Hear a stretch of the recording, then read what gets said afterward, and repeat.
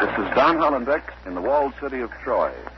The following is an unofficial and unconfirmed report this 9th morning of the 40th year of the reign of King Priam and the 10th year of the war. According to the captain of the guard at the West Gate, the Greek forces which have been besieging Troy for 10 years have vanished. We emphasize this report is unofficial and unconfirmed, but the captain of the guard says the Greek fleet has sailed and that as far as can be seen from the wall of Troy, the Greek camp has been completely abandoned. Also, the captain of the guard says that the image of a towering horse can be seen on the plain a few miles from shore. Again, we repeat, this report is without official confirmation, but the captain of the Trojan Guard is a reliable source of military information, with every reason to believe that the report is trustworthy. 1184 B.C., the ancient city of Troy. You are there. A towering figure of a horse at the wall of Troy. Homer's Troy. History's Troy, the Troy of mingled fact and fancy. The epic moment when a proud but decadent civilization faced its destiny on the shores of the Aegean Sea. All things are as they were then, except for one thing. You are there. And now, 1184 B.C., inside the walls of Troy with Don Hollenbeck. The Greek forces have left the Trojan shore. A scouting party is even now somewhere on the plain outside Troy, trying to find out exactly what the Greeks are up to this time. John Daly is with that force, and we're awaiting word from him. We expect to have a report at any moment, and we'll stay on the air until we get that report. Quincy Howe has been assessing the implications and possibilities of the Greek evacuation, and he'll bring us up to date now. Is this the day for which Troy's national heroes and great warriors, led by Hector, have fought so valiantly and died? If it is, then the intolerable tension of the 10-year siege has ended. No longer will Trojans have to live behind their 30-foot walls, never venturing outside except at the risk of their lives. But there's a big if. Have the Greeks really gone for good? Or is this just another trick in the 10-year history of Greek treachery and deception? Remember that only 3 days ago in the last battle, Troy almost fell to Agamemnon, supreme commander of the Greek allied forces. It was another Greek trick, engineered by their chief strategist, the foxy Odysseus, who showed the Trojans something never seen before in war, something that might be called an armored force. Formations of Greeks, covered top, front, and sides with their shields, advanced to the very walls of Troy. Swords, spears, and arrows bounced off this armored monster until the last minute when Aeneas, the Trojan commander, son-in-law of King Priam, ordered a concentrated rain of heavy rock. The big question now is, if the Greeks have gone, and it's not yet official that they have, we just don't know, the big question is, why, after this long, bitter attempt to overcome Troy, why have they suddenly quit? Have they... Just a moment. John Daly, who's with the scouting party out on the plain, is calling in by shortwave. The report that the Greeks have gone is true. The Greeks have gone. Not one of the 1,165 ships whose mast Troy has seen every morning for 10 years is here. The camps are deserted. Only abandoned barracks, rubbish, smoldering fires, which apparently the Greeks set to destroy their equipment, remain. I can't describe what it feels like to stand out on this plain before Troy without fear of a Greek arrow. However, one very curious thing about this whole mystery is the strange reminder which the Greeks have left behind, a towering image of a horse. It stands 20 feet away, as close as the soldiers will permit me to go. We have to look up to see its head in the early morning light. It's taller, much taller than the 30-foot walls of Troy. Evidently, it's made of highly polished wood, intricately carved, and certainly a master craftsman must have designed and built this imposing and somewhat frightening figure, now all alone on this plain of Troy where for so many years live horses and men with them have died. The Trojan scouting party I'm with is waiting for the arrival of King Priam's advisors. Patrols are scouring the hills and woods surrounding the plain, making sure there will be no ambush, although there seems little likelihood of that since the ships are gone. A group of chariots has come out of Troy. Here come the king's advisors. Yes, I can recognize the chariot of Aeneas, the tight-lipped commander-in-chief of all Trojan forces since the recent death of Hector. And there's the chariot of Thymoetes, suave personal advisor of the king, and, oh yes, the other one, the elder statesman of the king's cabinet and self-appointed guardian of Troy's spiritual welfare is here, too. Their chariots are pulling up nearby. The captain of this scouting party has met them, and as the king's advisors walk towards the monster figure of the wooden horse, the captain is rapidly explaining the sequence of events this morning. Aeneas, Thymoetes, Laocoon are looking at the horse curiously. Aeneas seems puzzled. He keeps staring fixedly at the horse. Thymoetes is smiling urbanely. Only Laocoon is shaking his head angrily and scowling, a mark of the old gentleman's crusty temper. Laocoon has just grabbed a spear from one of the soldiers. He's thrown it right into the horse. The spear is quivering in the flank. It made a sharp, hollow sound. The sun, now breaking through the early morning mist, has caught the spear and is dancing along its shaft. The sun also lights up the horse, and we see now that it has a golden bridle and reins with bridle ornaments in ivory dyed purple. The eyes of the horse are so realistically carved they seem to be staring watchfully at the walls of Troy 3 miles away. Aeneas, Laocoon, and Thymoetes are talking heatedly now. There seems to be some disagreement, to put it mildly. Thymoetes and Aeneas are practically dragging the old man away from the wooden horse. Thymoetes is pointing in the direction of an abandoned Greek shelter right near here. They're coming this way now, apparently planning to talk things over inside that shelter.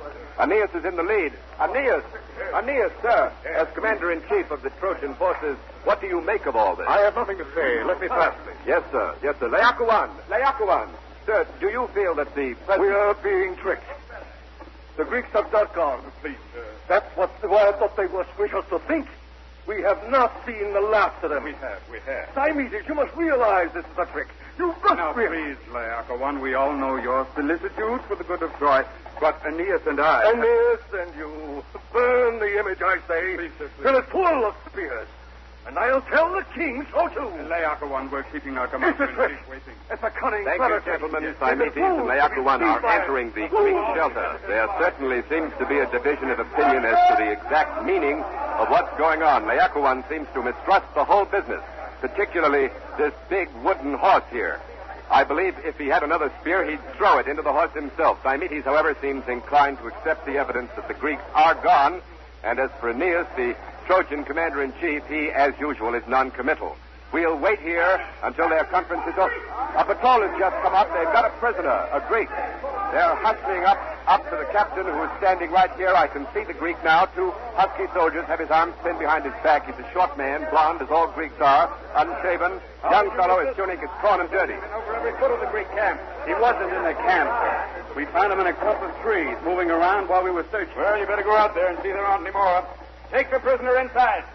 The captain isn't wasting any time questioning this Greek prisoner. He's taking him right into the shelter where Aeneas, Thymoetes, and Laocoon are conferring. The patrol is fanning out again, going back to see if there are any more Greeks that may have been overlooked. Perhaps the capture of this Greek prisoner will prove to be the key to the mystery of the Greek evacuation. We'll have to wait for something official on this, but here's a message. Richard Hotlet with another Trojan detachment has reached the main Greek camp. He's ready with a report. Go ahead, Hotlet. It gives one the strangest feeling to stand in this great deserted camp. For 10 years, this has been the Greek arsenal for the siege of Troy. It's not a camp, it's a city, a neighboring city to Troy, about which Trojans have known almost nothing until today. Apparently, the Greeks tried to burn it down, but the fires were not very extensive. If the Greeks really meant to destroy this city camp, they didn't do very well. I'm standing in the huge main square, which evidently served as the meeting place for the Greeks. Streets run into this vast area from all directions. They're silent streets now, but once they were thronged with military, slaves, animals, and women, captive women, picked up on islands in the Aegean and brought by the Greeks to serve them. The air is full of the smell of wild ginger, which grows in abundance on this coastal plain. Trojan women have been deprived of this source of perfume for 10 years, but now they'll have it again. All around the square are the houses formerly occupied by Nestor, Achilles, and Agamemnon, Ajax, all the other Greek leaders. Attached to Achilles' house are barns and stables for supplies, chariot horses, and cattle. This camp, by the way, is right by the edge of the sea. The surf rolls in and the gulls are crying as they hover over the stone foundations which served as land bases for the Greek ships. The ships were lined up in rows facing Troy, and in front of them the Greeks threw up a high earthen wall with a moat and watchtowers, but now I've just received word that Aeneas, Thymoetes, and Laocoon, the king's advisors, have taken the mysterious Greek prisoner to King Priam's palace. John Daly is with them, so over to John Daly. I'm in an anteroom of King Priam's palace. The Greek prisoner was rushed here almost immediately after being questioned briefly on the Trojan plain. He has just been interrogated thoroughly by the king and his advisors, who are at this moment in conference. We've been given permission to interview the prisoner. He's here with me now under close guard. Guards are walking up and down. The prisoner has given his name as Sinon. It's a name that we don't recognize as being on the lists of Greek warriors and heroes. Now, Sinon, what did you tell the king? Have the Greeks left for good? I wouldn't have that information. I'm just a minor officer. I see. Why were you left behind? I hid myself before the fleet left. Why? It's a long story. Well, we've got plenty of time. Tell it to us. Well, there's Odysseus. You probably heard of him. Yes, I've heard of him, but let's get that long story started. I had a little trouble with him. There was a disagreement. Something went wrong, and I was blamed. Well, go on. Well, people whom Odysseus dislikes have been known to disappear, or they've been found with a dagger in their backs. Yes? I thought I'd disappear without Odysseus' help. Oh, why did the Greeks leave? I don't know. I'm just a minor officer. You must have some idea. It was said around the camp that we were going back to Greece for fresh supplies. Then the Greeks are coming back. It was said around the camp that once our commanders returned home, they'd remain there. Well, what's the story about the wooden horse? It was built for the goddess Athene. Well, why? What for? The oracles told our commanders that if they built a wooden horse, they'd have victory. If that's true, why did they leave the horse behind? It was too big to carry on a ship. Well, why not destroy it? Why leave it for the Trojans if it's an offering for victory? They didn't leave it for the Trojans. What do you mean? They built it so big, it can't be taken into the city. I see. Well, what did the king say to you when...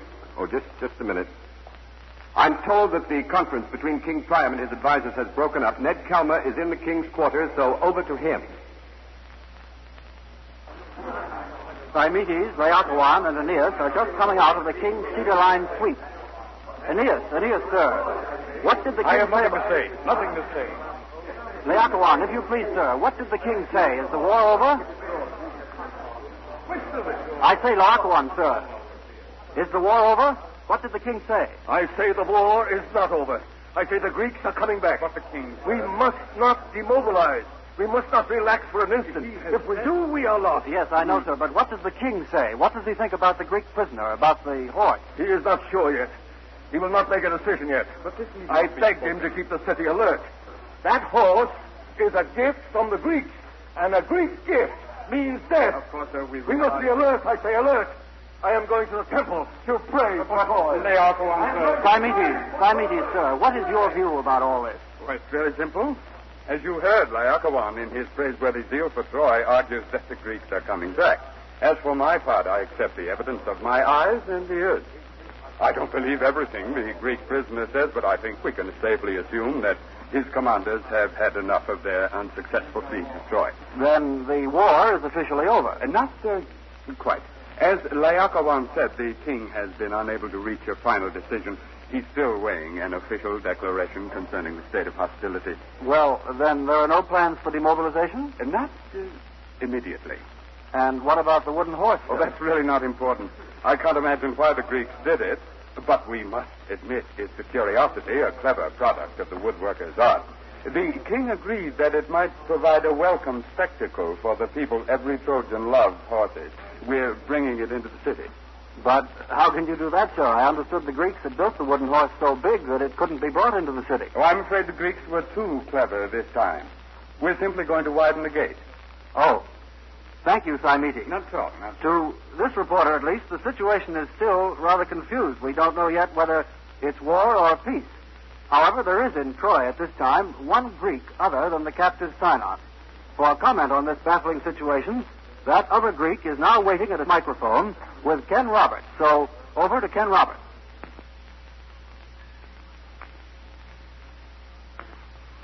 I'm speaking to you from the women's quarters of King Priam's palace. Seated beside me is a beautiful woman. She is dressed in a long, frilled robe with a high, close bodice. At her shoulder, she wears a pin of Chinese jade. The air is scented with her perfume of rose oil. Her hair is blonde and elaborately coiffed. There can be only one such woman, the Princess Helen, formerly of Greece, lately of Troy. Permanently of Troy now, I hope. Does that mean then, Princess Helen, that you think your countrymen have finally given up their avowed purpose, never to return to Greece without you? Now, do you really think my countrymen, as you call them, came all the way to Troy to fight the greatest war of history just for me? Well, certainly your husband, Menelaus of Sparta, his brother Agamemnon, and all the Greek commanders have been most vociferous in keeping alive the story that you are the cause of this war. That is romantic, isn't it? Helen elopes with Paris, Trojan prince. He takes her to Troy. Deserted husband rallies all of Greece, launches 1,000 ships, all to bring back a pretty face. Romantic, yes. In fact, idyllic. But in truth, rather foolish. Let's recognize it for what it really is, a convenient pretext on which to start the war. Well, Trojans have never heard your version of what this war is all about. I think it's quite simple. It's a matter of economics and rivalry between two powers. The Greeks are a virile, expanding people. They've outgrown their rocky, unproductive home. They need and want control of the Hellespont, the gateway to the inland sea and the riches of the East. One power stands in their way. Troy. Need I say more? Sounds reasonable. Do you think that their leaving means that they finally given up their dream of world conquest? I wouldn't care to predict what a Greek will do, but I sincerely hope they're not coming back. I don't ever wish to leave Troy. I followed my heart to Troy. Troy is my home. The more so since my Paris died defending it. Thank you, Princess Helen. This is Ken Roberts. I return you to our studio. This is Quincy Howe. Priam has not yet decided whether to declare hostilities officially at an end. The old king is a tired, almost broken man who has lost all but one of his sons in this war. Now, this present lack of leadership, this indecision, is doing Troy no good. It has complicated an already confused situation. If Laocoon, Troy's elder statesman, is right, and the city needs more alertness than ever, then every added moment of hesitation weakens morale. A growing body of public opinion, led by Thymetes, argues that this is indeed the end of the war, the time to demobilize, to cut wartime taxes, to lift controls and trade restrictions inside and outside Troy. All this eagerness for peace comes out in the reception given the wooden horse, which is now inside the city. Many Trojans agree with Thymetes that it's a victory trophy, and these people are trying to persuade others to share that view. Yet even while Laocoon prays in the temple, another prominent citizen is carrying a message of warning to the Trojan people. She is King Priam's daughter, Princess Cassandra, the strong-willed, social-minded reformer. At this moment, Princess Cassandra is in the main market square addressing the public. John Daly's there, too, so over to John Daly.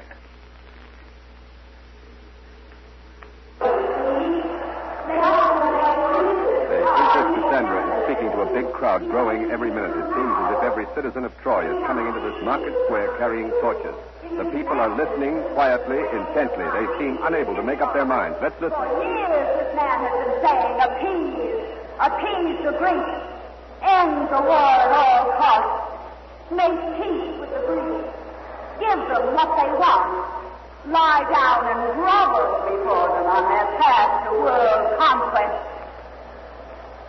Who was it who counseled us to accept the Greek ultimatum before the war began? It was Diomedes. Who or what, once the war began, who begged to accept the terms of Odysseus for a dishonorable peace.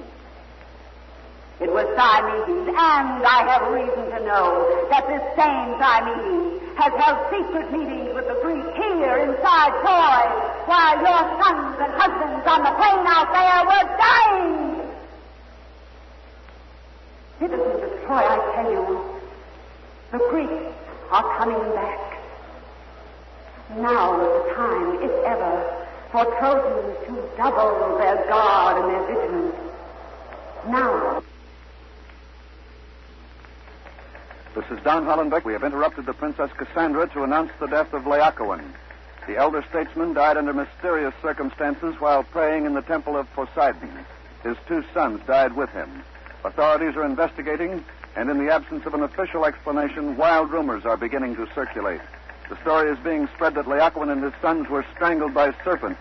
Other fantastic accounts are going the rounds, but more reliably, it is reported that Laocoon and his sons may have been murdered by unknown elements opposing his violent resistance to the declaration of peace. We'll bring you further news as it develops, but now back to John Daly in the market square. This is John Daly. The news of the death of Laocoon has already reached this square, and it's having an electrifying effect on this great crowd. Quiet just a few minutes ago, it has now come to life, and the men and women in it are turning to all sorts of celebration. They're taking the death of Laocoon and his sons as a divine visitation, a punishment of the elder statesman for opposing the party of peace. They're milling about the square, pushing and shoving, forming into groups of celebrants.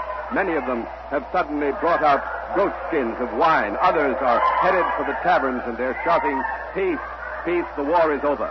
It looks as if the decision has been taken from King Priam's hands, the decision which he was unable to make himself. The citizens of Troy have declared peace, and the gods help them if the decision is a wrong one. Still, there's no news here in the square as to what Aeneas, the commander... Oh, wait a minute. Ned Kelmer has some news at King Priam's palace. Go ahead, Kelmer. There are Greek soldiers inside Troy near the wall. Headquarters has just made this statement. Aeneas and Thymoetes have left the palace with a body of troops. They're on their way to the wall. News of the Greek sudden appearance was brought to the palace by a wounded Trojan soldier. He was with the detachment on guard at the Wooden Horse. We've been promised more details as soon as possible. Couriers have been sent from the palace to all parts of the city to alert the populace and round up all troops. I repeat, there are Greek soldiers in Troy near the wall. This statement was made a short while ago here at King... This is Don Hollenbeck. John Daly is on his way with a mobile unit to the wall where the Greek soldiers have been reported seen. Richard Hottelet has taken over in the market square, so for the city's reaction to that news, we'll switch you there. Come in, Richard Hottelet. As far as we can tell, the reaction down here to the report that there are Greek soldiers in the city seems to be a mixture of disbelief and unconcern. The crowd, which began celebrating the end of the war when Laocoon's death was announced, has grown larger and even more exuberant. More and more soldiers have joined it without their arms. By the light of their moving torches, we can see the soldiers, arm in arm with the civilians, thronging the square and streaming in and out of the taverns around it. This cobbled square is littered with empty wineskins. The one sober, urgent note in all this rejoicing is the presence of the couriers from headquarters trying desperately to round up these celebrating troops for whatever action may be required. Soldier, wait a minute. Don't hurry, I'm not going anywhere. But aren't you on your way back to barracks? Where's your sword? What? Well, I need a sword for it. Never going back to the barracks. But your orders. There's news about Greek soldiers in the city. Greek soldiers? Where? What? I didn't hear it. There's been a report from the palace that there are Greek soldiers near the wall. Your commander-in-chief ordered all troops on the alert. Thanks. I have to go to my barracks at once. I have to... Wait a minute. Aren't you going the wrong direction, soldier? Your barracks are this way. Well, that's true. Where did I leave my sword? I can't remember. Ned Kelmer at the palace has more details about the Greeks in the city, so come in, Ned Kelmer. The Greeks in the city came from the Wooden Horse, which was hollow. As nearly as the wounded Trojan soldier could estimate, there were about 25 of them, and he thought he recognized Odysseus. In the darkness, the soldier said, the small Trojan detachment, which had been posted as a guard around the horse, was surprised and overcome. Everyone but this soldier killed. without a chance of self-defense. The wounded man, left for dead, managed, however, to make his way to the palace. He said that when the Greeks had gone, he could see the hole in the belly of the horse through which the Greeks had crawled, and a ladder down which they climbed to the ground. After killing the guards, the Greeks then made off in the direction of the wall. We don't know if this Trojan soldier is going to live or not, and we don't yet know the full implications of this. This is Don Hollenbeck at News Headquarters. We've interrupted Ned Calmer because John Daly in a mobile unit has reached the wall. Go ahead, John Daly.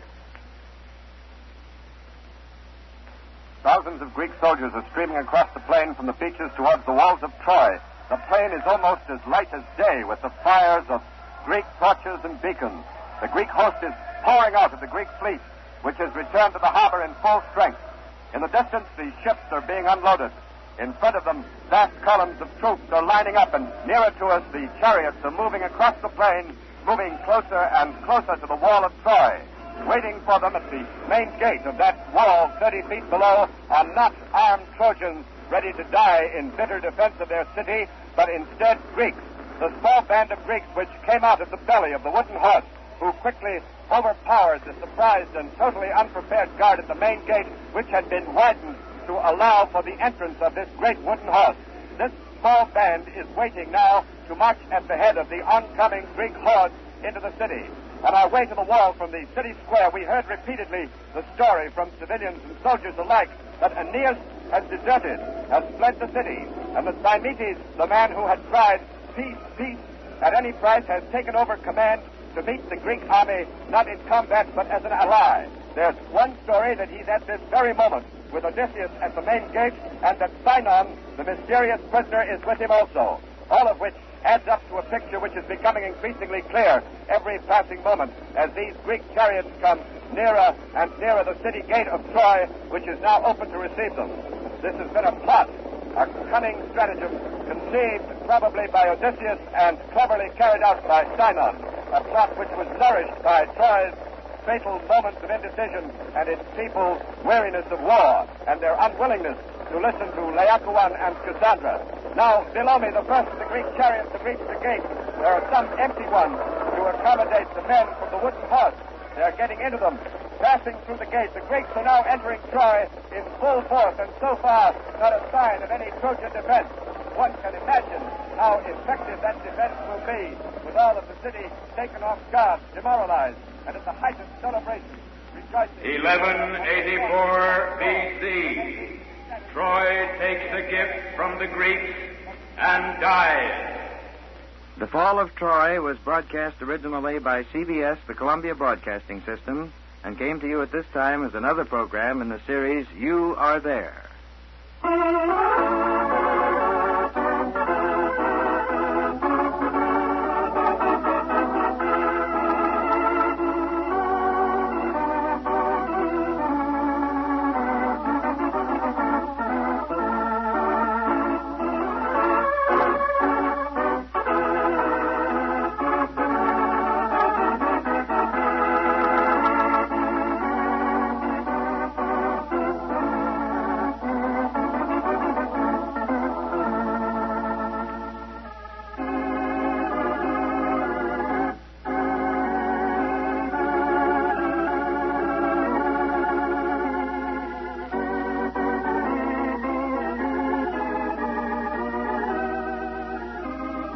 You Are There was a presentation of the United States Armed Forces Radio Service, the voice of information and education.